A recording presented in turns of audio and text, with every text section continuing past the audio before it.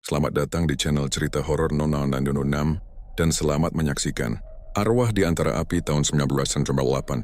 Kerusuhan besar melanda Jakarta. Mall Klender atau yang dikenal sebagai Yogya Plaza Klender menjadi salah satu titik paling mengerikan dalam sejarah. Mall 4 lantai itu dijarah massa lalu dibakar. Ratusan orang, kebanyakan pekerja, pengunjung, bahkan anak-anak, terjebak di dalam dan tewas mengenaskan. Api melahap seluruh bangunan. Teriakan minta tolong terdengar dari dalam. Namun tidak ada yang bisa menyelamatkan mereka. Esok harinya, jasad-jasad hangus ditemukan menumpuk, sebagian sulit dikenali. Bau daging terbakar menyelimuti area itu berhari-hari. Penampakan setelah tragedi setelah kebakaran Mall Klender tidak pernah lagi sama. Banyak orang yang mengaku melihat hal-hal aneh di sekitar gedung terbengkalai itu. Suara jeritan.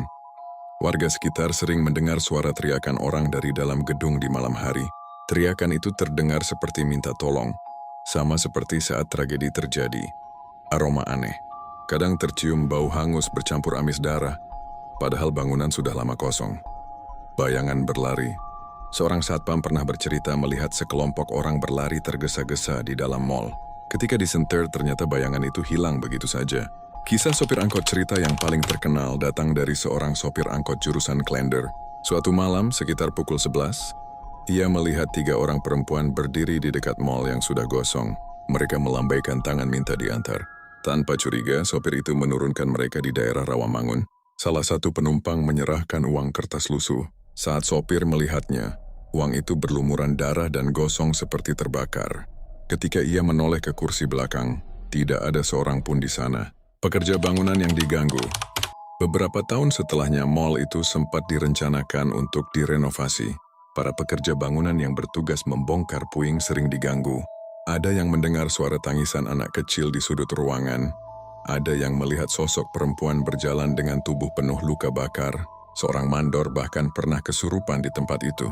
Saat ia sadar, ia bercerita bahwa ada ratusan arwah yang masih terjebak di dalam, menangis karena tidak bisa pulang. Akhir Mall Klender, bangunan mall itu akhirnya dibiarkan mangkrak cukup lama. Masyarakat sekitar percaya tempat itu menjadi sarang arwah penasaran korban tragedi 1998.